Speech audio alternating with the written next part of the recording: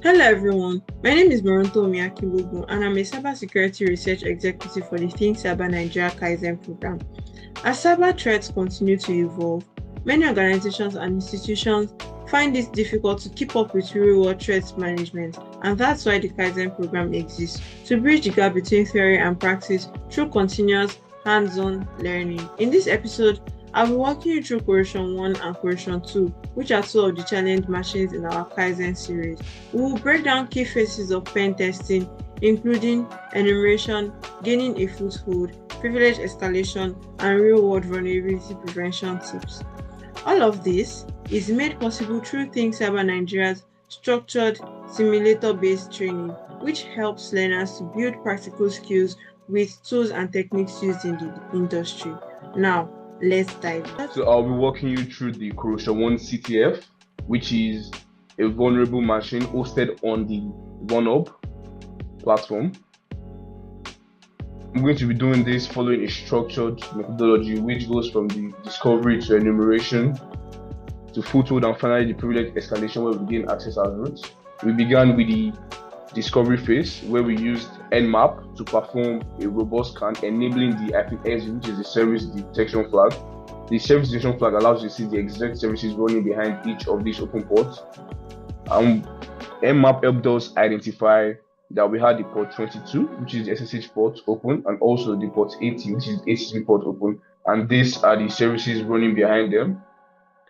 We can then move on to the enumeration phase, whereby we enumerate each of the services we found open. Now, I used a directory brute force tool called GoBuster on the port 80 to help uncover any hidden subdomains, and I was able to find the task subdomain and the blog post. So this is the output of the GoBuster tool. Hereby, this is the command, and the output showed us that it has the blog posts and the task open. These are screenshots of it. This is the task subdomain, and this is the blog post subdomain. I then went ahead to perform further enumeration by performing another directory brute force on the blog posts, whereby I was able to discover the archives and the uploads page. This is the command used. And with this, we're able to see that they had the archives and the uploads accessible to us. The target IP address and the 22. You get a banner, and this banner is basically showing you the service version of the SSH port that is open. You then input the PHP reverse shell, so this allows for a reverse shell to be called back to your IP address and on this particular port. Now that I've done this attempt will have been logged onto the SSH because it is a failed attempt. It says here invalid SSH identification string, so it will be logged on the all.log as a failed attempt. Upon logging, you can then go to your Metasploit framework. Metasploit framework allows you to automate penetration testing processes from setting up listeners to foothold to privilege escalation. So I used this to set up a listener and ensured the payload was a bash payload because this allows for you to catch a bash shell. I set the local host to my IP and the local port to the same port I put here. Once this was done, I ran it, went back to the page here and reloaded the browser. Upon reload, I was able to catch a shell successfully, but I caught the shell as a limited user, which was www data. This is proof of me catching the shell. It shows that I'm a limited user. That's the www data, which you can see there.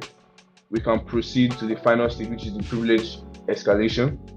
So for this, I also used Metasploit as it allowed me automate the escalation process using its post module called the local exploit suggester. These are the local exploit suggester works. It basically suggests proven escalation paths that can be leveraged to gain root access. It doesn't run them, it only gives you suggestions. It only gives you suggestions that you can use. So with this, I went ahead to use this command whereby I use the post multi-recon local exploit suggester. I set the session ID to the session ID of the meterpreter, which is also being shown here. That's the set session 2. And here you can see it gives us multiple exploits which can be used, with the most promising being the first one, which is the PK exec. PK exec is a vulnerability to the toolkit. Basically, it allows for you to run commands as other users, such as sudo, just that sudo takes its rules from the sudo group, while by PK exec takes its rules from the toolkit. So using this vulnerability, you can leverage it, can be leveraged to get root access by the Metasploit framework.